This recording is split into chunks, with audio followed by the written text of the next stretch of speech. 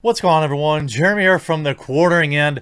It looks like Elon's being a bit of a spicy boy again, and everybody's upset about it. Now, look, full disclosure, I'm a big fan of Elon Musk. I think that while there are others that have made large impacts for mankind in my lifetime, he's certainly up there. The things he's doing with the space program, the things he's doing with clean energy, the things he's doing in the automobile industry, these are things that whether or not you like the guy, cannot be denied. I firmly believe that future history books will have at least a small section dedicated to the things that Elon Musk does in this world before before he checks out one day. Now, he is known to share a spicy thing or two on Twitter. And in particular, he's made it very clear of his distrust of legacy media. That's probably why I associate with Elon so much. And obviously he's floor gang too. So, I mean, what's there not to like about the guy? He dates supermodels. He's super rich. He launches rockets into space. He's got a car company. I mean, I love it. And I love that he doesn't bend the knee to anybody. He says whatever he wants to say, which regardless of the amount of money or following somebody has, they should still have that right and do in this country. But last night, he put out a couple of spicy tweets that has everybody all up in arms. So let's go reverse order. He said, "Free America now." And then he cheers on Texas with Bravo, Texas. Give people their freedom back. And then Silicon Valley has become Sanctimonious Valley. Oh, Elon, I love you. You just love it. You love it because that's exactly it, right? And he goes on to say, "Too much, the moral arbiter of this world." He goes on to say, what we all knew is that basically Hollywood and Silicon Valley have too much power. Elon Musk knows it, and we all know it. They're the ones dictating to us what's right or wrong, what we can say on social media. They're the ones instituting shadow bans and silencing people's opinions that they don't like. They're the ones that are removing videos from YouTube, silencing alternative opinions to the mainstream ones. Now, that isn't to say just because an opinion is mainstream doesn't mean it's automatically wrong, but it does mean that it's not automatically right. We have a bevy, a variable, just landfill full of just misinformation. Even the WHO getting things wrong on the coof early on, spreading Chinese misinformation, saying that it doesn't spread from person to person. I mean, I'm not saying just because you were wrong once doesn't mean that, you're always wrong forever, but I'm also saying that you can be wrong. And he shares two articles, one on Texas reopening restaurants, retailers, and other businesses can reopen Friday. Here's the rules and what they have to follow.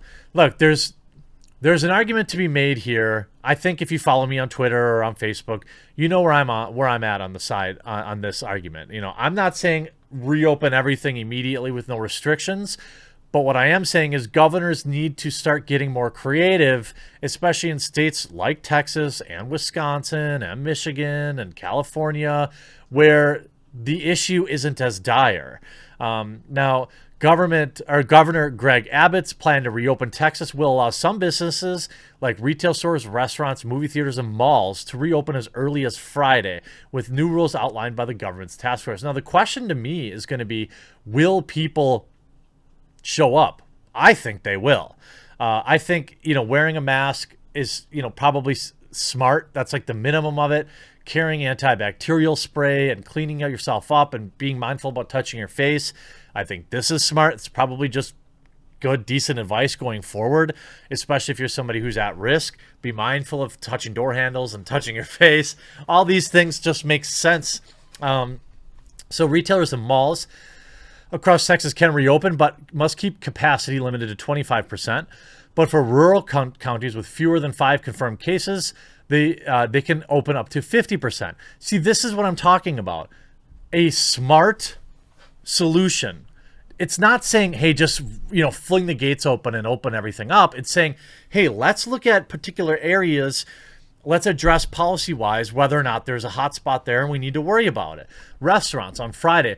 Dine-in services is back on at restaurants, but is limited to 25% capacity. But again, rural counties can go up to 50. Bars remain closed, even if they offer food. That stinks. What's the difference? Only 6 people will be allowed at a table, and parties will be seated at least 6 feet apart. Patrons who choose to dine in at restaurants should expect a few new practices. Disposable menus, condiments served only upon request, and single-use portions, a side of ketchup instead of a ketchup bottle. Buffets that are not self-serve, and hand sanitizing stations at the restaurant entrance. A lot of this, to be honest with you, just seems good going forward. Single use, so we're not all touching the same ketchup bottle. We're not all touching the same buffet stuff. More readily available antibacterial soaps. These are all good things. The other article he shared was this one. Do lockdowns save many lives? In most places, the data says no. And this is the one that they are really upset about because it shares a counter opinion. Now, again, just because it counters the mainstream narrative doesn't mean it's automatically right. The article talks about, do quick shutdowns work to stop the spread? They look at the data to normalize an unambiguous comparison. Let's actually look at this article because I think it's pretty interesting. I'm just going to bring up the archive, of course, because no money for you, Wall Street Journal, until you start printing, until you stop printing mistruths and taking political money. Then maybe I'll be interested. So the data says no. So we have to normalize the unambiguous comparison. You have to look at deaths per million population for a fixed 21-day period. Measured from when the rate first hit 1 million, we ran a simple one variable correlation and the deletions per million days to shut down and so on and so forth. So essentially we see the data here on a graph with the 21-day kind of thing. And we have a lot to compare. Countries that aren't shut down, like Sweden. Sweden is fighting it with common sense guidelines that are much less economically destructive than the lockdowns in most of the United States. Since people over 65 account for about 80% of the COOF passings, Sweden asked only seniors to shelter in place rather than shutting down the rest of the country. Imagine a nuanced approach rather than just shutting it all down. Shocking, right? How did the Swedes do? They suffered 80 passings per million 21 days after crossing the 1 million. With 10 million people, Swedes' deletion rate without a shutdown and massive unemployment is lower than the 7 hardest hit U.S. states. So essentially, it didn't matter. Keeping people at home made sense. But that doesn't stop people from being offended. We can see Twitter reacting to it. Every time Elon Musk trends over a political statement, I remember he's the millionaire scion of a rich apartheid South African family who's left South Africa in 1992 and conspicuously has not returned even once since the fall of apartheid. Why? Why would he go back? The country's a mess in many areas. Why would Elon ever go back? What's the point there? All you need to know about Elon's entire understanding of the COOF is that he said he'd donate ventilators to hospitals, but he sent ineffective CPAP machines instead. Now, he did use the terminology ventilators, and he did, in fact, send CPAPs. There is some question there whether or not. But again, how many did you donate, by the way? And CPAP machines aren't ineffective. People who want the lockdown over. The far right. Elon Musk, assorted billionaires. Tories, rich people. Are you joking? Rich people, oh my God, this argument is so flawed, all right? If you're rich, all right, you're fine. The people who are most negatively affected by this lockdown are poor. You know, the people that they can't survive on unemployment and they need to be at work. And when they're non-essential and they're told they cannot work, they cannot pay their rent, they cannot pay their mortgage, they cannot buy groceries, food. I had over 30,000 people apply for financial aid on this channel.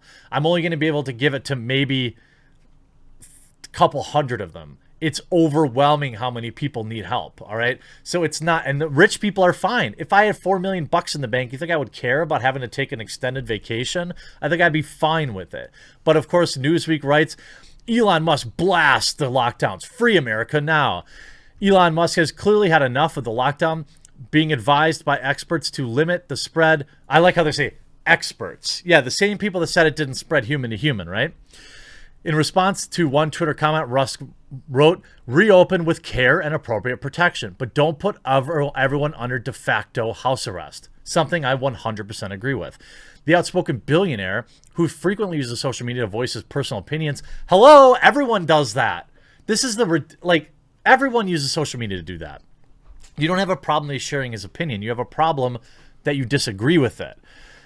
He blasted nationwide lockdowns after it surfaced that Tesla had been forced to scrap plans to recall workers and resume production at its Fremont, California plant this week as officials extended health orders Monday, as reported by CNBC. It's unclear if that's what sparked Musk's comments, but they're fine to dirty the, poison the well with that right before they show it. Elon has been on the side since the beginning, by the way. Tesla, if we move too fast to ease restrictions, the potential for exponential spread could have grave impacts to health and wellness of residents of the economy, read.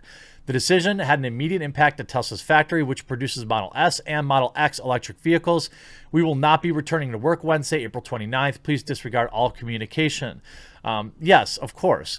I'm not sure how many people are running out and buying Teslas right now, though. When nobody's at work, people aren't making big mega purchases like a brand new vehicle or a new home unless they were already in motion before all of this started. I think that ultimately anytime so let's see, he called CNN fake news about a week ago. Soon the liberal media will show him the stick. Won't be surprised if the media stops hyping up Tesla as a green energy saver. Okay, Elon is a visionary, genius, and will be legendary.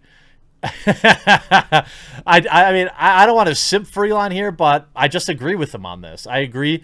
And also, he never gets a fair shake in the media because he always roasts them. So that's how it works. You make fun of the mainstream media, they're not going to give you a fair shake. For years, I've roasted Kotaku and Polygon. You think that they would give me a charitable article if they were reporting on me? They've pretty much proven they aren't going to do that either. But all hail Elon. Hope you enjoyed this video. We'll talk to you again real soon.